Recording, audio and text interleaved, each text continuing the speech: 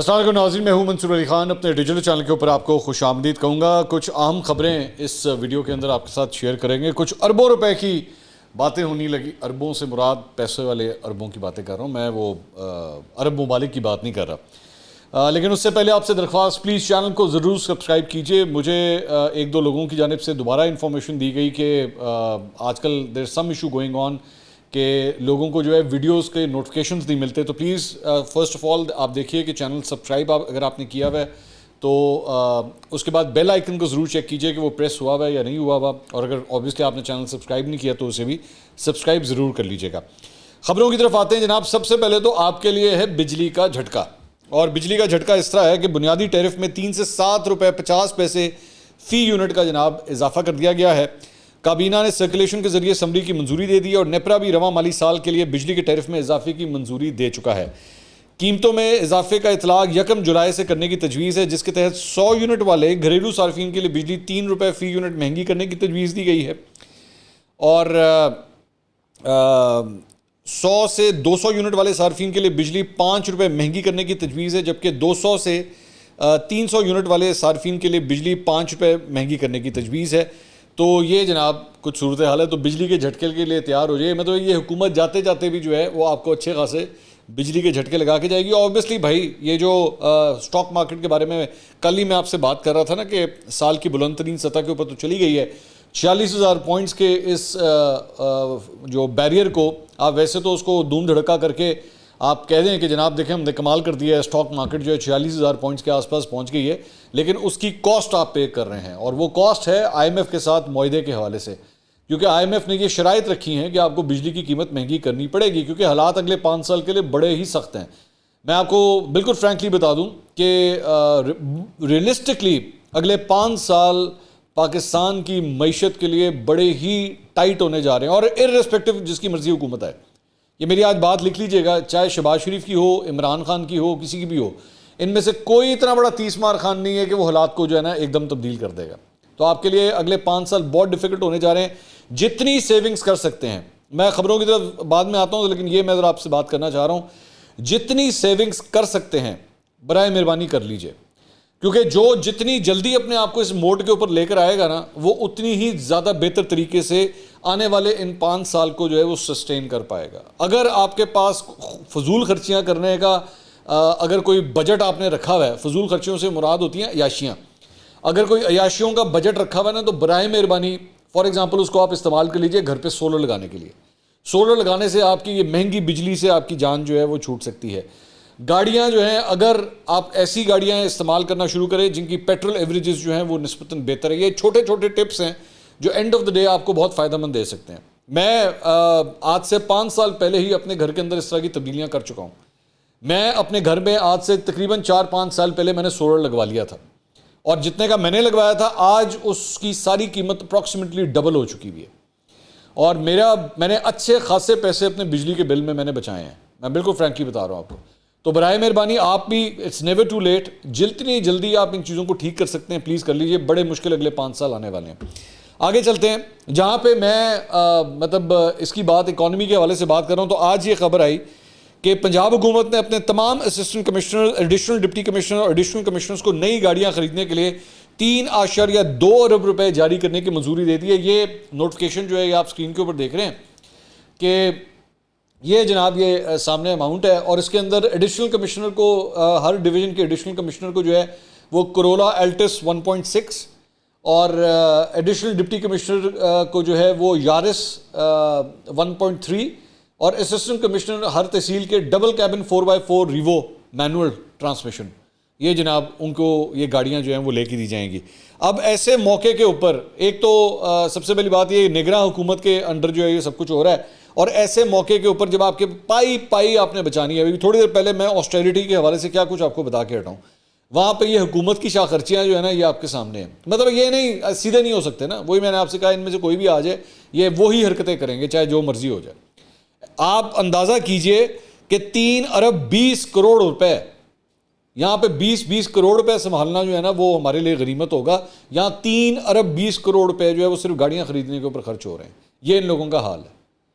تو لوگ اس کے بعد جب ان کو برا بھلا کہتے ہیں، گالیاں دیتے ہیں، پھر صحیح دیتے ہیں نا کہ بھائی آپ کو کوئی عقل ہوش ہے کہ آپ کر کیا رہے ہیں، یہ کوئی طریقہ ہے؟ اس کے علاوہ جناب آگے ایک میں شہباز گل صاحب کی ایک ٹویٹ میں آپ کے ساتھ شیئر کرنا چاہوں گا. اس میں فرماتے ہیں وفاقی وزیر اطلاع مریم اورنگزیب آج دن 1 بجے اہم پریس کانفرنس میں چبڑ چپیڑے مارنے سے لے کے ہر چغلی پر آنکھیں نکال کر اور ناسیں پھلا کر لوگوں کے بچوں کو ڈرانے کا مظاہرہ کریں گی.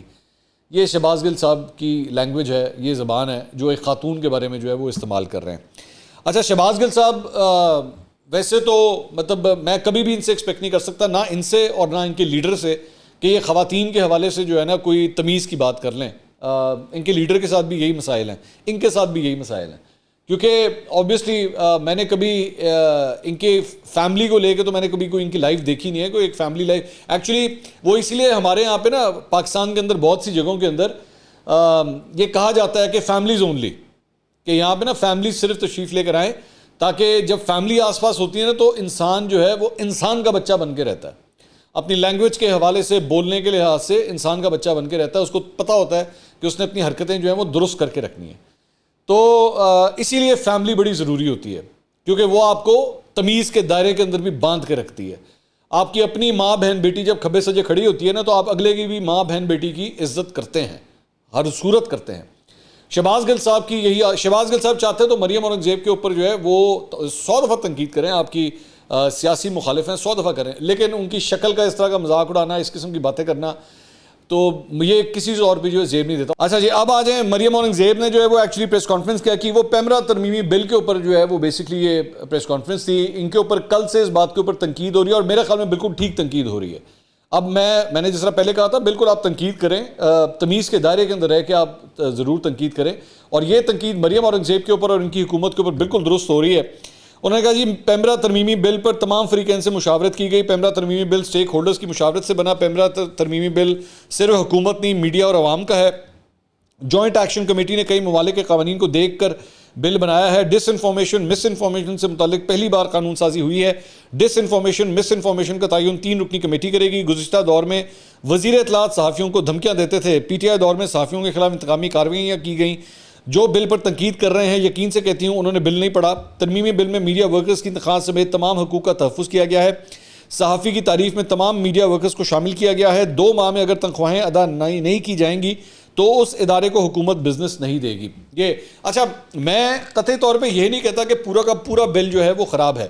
میرا صرف اور صرف جو مین کنسرن ہے وہ ہے حکومتی کنٹرول کے ساتھ، کہ حکومت اس کے کنٹرول میں نہیں آ سکتی، کیونکہ حکومتیں جو ہوتی ہیں اس طرح صحافیوں کی زبان بندی کرتی ہیں. اور دوسری بات یہ جو کہہ رہی ہے نا کہ جی پی ٹی آئی دور میں صحافیوں کے خلاف انتقامی کارروائیاں کی گئیں، آپ کے دور میں بھی کی گئی ہیں. آپ کے دور میں بھی جو ہے وہ لوگوں کو چپ کروایا گیا ہے. آپ کے دور میں بھی لوگوں کو اٹھوایا بھی گیا ہے. آپ کے دور میں صحافیوں کی موومنٹ کے اوپر بھی جو ہے وہ قدغن لگائی گئی ہے. آپ کے دور کے اندر عمران ریاض خان جو ہے وہ آج تک لاپتہ ہیں. وہ ان کا پتہ ہی نہیں ہے کہ وہ گرفتار ہیں، وہ کہاں گئے، کسی قسم کا کچھ نہیں پتہ. یہ آپ کا دور ہے. تو یہ مت مجھے پلیز امپریشن دیجئے کہ آپ کا دور جو ہے نا وہ پچھلے دور سے اس معاملے میں بڑا کوئی سنہری دور ہے. ایسی بات نہیں ہے. میڈیا فریڈم کے حوالے سے آپ کا ٹریک ریکارڈ بہت خراب ہے. اس حکومت میں انتہائی خراب ہے. آپ کے بلکہ جو آپ کے پچھلے ادوار گزرے ہیں نا 2013 سے لے کے 18 تک، اور اس کے ساتھ ساتھ 1997 سے 99 تک، یا 1990 والا میاں صاحب کا دور تھا، ان سے سب سے برا دور جو ہے وہ آپ کا یہ والا دور ہے.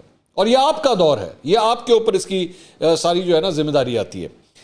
اس کے اوپر آسمہ شیرازی صاحبہ نے ایکچولی ایک ٹویٹ کیا. انہوں نے پیراگراف جو ہے وہ ایک شیئر کیا اس بل کا، جس پہ ایکچولی مجھے بھی اسی بات کے اوپر اعتراض ہے. اس پیراگراف کے اندر لکھا جاتا ہے disinformation means verifiably false, misleading, manipulated, created or fabricated information which is disseminated or shared with the intention to cause harm to the reputation of or to harass any person for political or financial interest or gains without making an effort to get other person's point of view or not giving it proper coverage and space, but does not include misinformation. اس کے اوپر انہوں نے یہ لکھا the said Pemra amendment bill has some questionable clauses like this one. How and who will decide the intentions? And without the response of the concerned person, does this mean a reporter or journalist cannot file the story quoting sources, or one's story comes in the ambit of disinformation? Asma Shirazi صاحبہ نے بھی اس کے اوپر اعتراض کیا. میں بھی یہی کنسرن میں شو کر رہا تھا کہ یہ آپ کس طرح یہ فیصلہ کریں گے. یہ کنٹرول آپ کے ہاتھ میں نہیں ہو سکتا. تو اس وجہ سے یہ حکومت کی جانب سے یہ جو بل لایا گیا ہے یہ صحافیوں کی زبان بندی سے کم نہیں ہے کہ پیمرا جیسے ادارہ, اور پیمرا کتنا کو کمال کام کرتا ہے. میں اگر اس پہ بولنا شروع کر دوں نا تو اگلے 20-25 منٹ جو ہے نا وہ میں اس کے اوپر بات کر سکتا ہوں. تو اس لیے I am sorry but I disagree ایگری. میں کلیئر کٹ الفاظ میں یہ کہہ رہا ہوں کہ میں حکومت کے اس پیمرا ترمیمی بل سے پوری طرح اختلاف کرتا ہوں. میں اس کے اوپر عماد یوسف صاحب جو ایئر وائی کے ڈائریکٹر نیوز ہے, انہوں نے ایکچولی ٹویٹ کیا. انہوں نے کہا مریم اورنگزیب's presser in a nutshell. If Jio airs a story which the government doesn't like, that will be misinformation, was without an intent. But if ARY airs a story against government, it will come under definition of disinformation and action will be taken. اچھا, یہ ویسے عماد یوسف صاحب کو بھی ذرا جو ہے نا وہ میرے بھائی خیال رکھنا چاہیے تھا. آئی نو آپ کی جیو سے کمپیٹیٹیونیس ہے, میں نے دونوں اداروں میں کام کیا ہے, جیو ایئر وائی, میں دونوں کو اچھی طرح جانتا ہوں کہ کس طرح کام ہوتا ہے اور کتنا کو کام ہوتا ہے, مجھے اچھی طرح اس بارے میں پتا. So let's not get over there, ورنہ اگلے 20-25 منٹ پھر میں دے تو بھی گال کر سکنا میں. لیکن ڈنڈیاں جو ہے نا وہ دونوں نے ماری ہوئی ہیں. میں جانتا ہوں, میں اچھی طرح جانتا ہوں کس طرح ماری ہوئی ہیں اور کب کب ماری ہوئی ہیں, میں اچھی طرح جانتا ہوں. اے آر وائی میں بھی جو ہے وہ کس طرح ڈنڈیاں بجتی رہی ہیں, مارتے رہے ہیں, اچھی خاصی ڈنڈیاں بجی ہوئی ہیں, اور جیو نے بھی کی ہوئی ہیں. سو صرف اور صرف یہ کہہ دینا کہ جناب جیو اگر یہ کرے, اگر یہ یہی کام جو ہے آپ کے دور میں بھی ہوتا تھا نا تو آپ بھی اس کو جو ہے وہ پی ٹی آئی کے فیور میں جس طرح چڑھاتے تھے, سب کو پتہ ہے اس بات کا, ٹھیک ہے. So let's not get into that detail. Fawad Chaudhry صاحب نے جو سابق وزیر اطلاعات ہیں, انہوں نے ایکچولی اس کے اوپر ٹویٹ کیا. انہوں نے کہا آج وہ میڈیا تنظیمیں اور مالکان نظر نہیں آ رہے جو پاکستان میڈیا ڈیولپمنٹ اتھارٹی کے خلاف دن رات ایک کیے ہوئے تھے. پیمرا کا ترمیمی بل حکومتی کٹ پتلی پیمرا کو تمام اختیارات کا مالک بنا دیتا ہے. اب پہلے عملی طور پر کے بعد قانونی طور پر بھی میڈیا کی آزادی ختم کر دی گئی. جہاں ہم ایک ایسا ادارہ تشکیل دے رہے تھے کہ جس میں حکومتی مداخلت نہ ہو, اس حکومت نے ایک ماتحت ادارے کو میڈیا کو مکمل ماتحت کر دیا. اختلاف اس سے بھی تھا چوئی صاحب, اختلاف اس سے بھی ہے. میں بڑا کلیئر کٹ اس کے اوپر بات کہہ چکا ہوں کہ دونوں سے اختلاف تھا. آپ بھی میڈیا کی زبان بندی کی کوشش کر رہے تھے, یہ بھی میڈیا کی زبان بندی کی کوشش کر رہے ہیں. اختلاف ہمارا دونوں سے ہے. فواد چوئی صاحب نے ایکٹیو ہو گئے ہیں ویسے کافی. فواد چوئی صاحب نے ایک اور ٹویٹ کیا. انہوں نے کہا نگراں حکومتوں کا تصور ایک نیوٹرل امپائر کا تھا, لیکن شہباز شریف اور راجہ ریاض کی منتخب حکومت کو کون غیر جانبدار مانے گا. اس سے اچھا ہے آئینی ترمیم کر کے نگراں حکومت ختم کریں. ویسے بھی الیکشن کمیشن کا کام ہے اور تمام اختیارات بھی الیکشن کمیشن کے پاس ہوتے ہیں, اور نگراں حکومتوں کی غیر جانبداری تو سب نے دیکھ ہی لی ہے. تو چوئی صاحب جو ہے نا وہ کل تک, ابھی ویسے ایک صحافی نے جب ان سے سوال کیا تھا کچھ سیاسی نوعیت کا, تو اس کے اوپر یہ فرما رہے تھے کہ جناب ایشز دیکھیں, ایشز سیریز چل رہی ہے, بڑی زبردست ٹیسٹ کرکٹ ہو رہی ہے, تو وہ آپ دیکھیں. تو چوئی صاحب نے جو ہے اب سیاست کے اوپر آج پھر ٹکا کے بولنا ہے, بٹ ٹھیک ہے. ویسے میں چوئی صاحب کی بات سے اگری کرتا ہوں, میں خود اس بات کے بالکل چوئی صاحب کی بات سے اگری کرتا ہوں کہ یہ جو راجہ ریاض اور شہباز شریف صاحب والا یہ جو مطلب نورا کشتی چل رہی ہے نا, اور یہ فکسڈ میچ جس قسم کا چل رہا ہے, یہ انتہائی ایک بھونڈی حرکت ہے. مطلب اس کو دیکھ کے بندے کو سمجھ نہیں آتی کہ پاکستان کی جمہوریت کے اوپر ہنسا جائے یا رویا جائے, فرینکلی اسپیکنگ. یہ یہاں پہ چوئی صاحب کے ساتھ میں 200% اس بات سے اگری کرتا ہوں. اس کے علاوہ تحریک انصاف کے رہنما اور رکن قومی اسمبلی نجیب ہارون صاحب نے بھی جناب پاکستان تحریک انصاف چھوڑنے کا اعلان کر دیا ہے. ٹویٹر کے اوپر ایک لمبا چوڑا انہوں نے بیان جاری کیا. انہوں نے کہا کہ اسمبلیوں کی مدت ختم ہونے کے قریب ہے.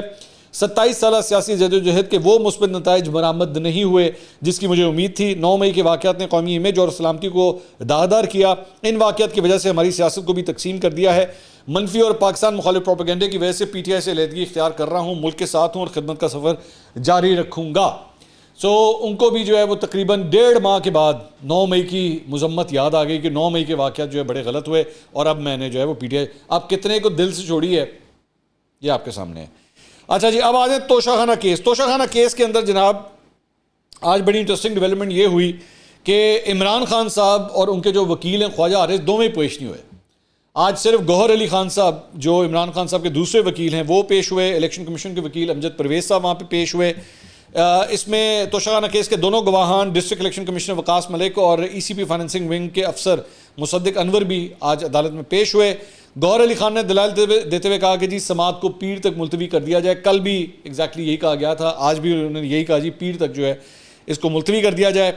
عمران خان نے آج حاضری سے استثناء پر جو الیکشن کمیشن کے وکیل تھے امجد پرویز نے اعتراض کیا. انہوں نے کہا آج حاضری سے استثناء کی درخواست کی کوئی ٹھوس وجہ نہیں ہے. ٹرائل چل رہا ہو تو ان کو عدالت میں ہونا چاہیے. سپریم کورٹ نے پیر کو چیئرمین پی ٹی آئی کو طلب کر رکھا ہے. ان کی پیر کو حاضری یقینی بنانے پر بیان حلفی جمع کرانے کا حکم دیا جائے. سپریم کورٹ میں پیشی کے بعد سیشن عدالت میں بھی پیش ہونے کی ہدایت کی جائے. ہمایوں دلاور صاحب جو جج ہیں انہوں نے ریمارکس دیا کہ توشہ خانہ کیس کے فائل میں چیئرمین پی ٹی آئی کے استثناء کی درخواستوں کے علاوہ اور کچھ نہیں ہے. آج بھی جو درخواست آئی وہ بھی استثناء کی درخواست ہی ہے. آپ کی طرف سے روزانہ کی بنیاد پر چلنے والے اس سماعت پر اعتراض کیا جا رہا ہے. عدالت نے ان کی استثناء کی درخواستیں ہمیشہ منظور کی ہیں, وہ ایک بار بھی عدالت میں پیش نہیں ہوئے, اور اس کے بعد دوبارہ استثناء کی درخواست منظور کر لی گئی. تو اور پیر تک جو ہے وہ سماعت جو ہے وہ ملتوی کر دی گئی. آج اس کیس کے اندر انٹرسٹنگ بات یہ تھی کہ اس بات کے اوپر بھی جج صاحب کے اوپر اعتراض کیا گیا کہ جی آپ یہ کیس اتنی جلدی کیوں چلا رہے ہیں, کیا چکر ہے, اتنا تیز سے کیوں چلایا جا رہا ہے. تو جج صاحب کے اوپر مختلف قسم کے اعتراضات جو ہیں وہ بار بار کیے جاتے رہے ہیں, اور اب بھی جو ہے وہ دوبارہ اس قسم کا اعتراض آج بھی کورٹ کے اندر جو ہے وہ کیا گیا. لیکن بہرحال پیر تک کے لیے جو ہے وہ سماعت اب ملتوی ہو گئی ہے.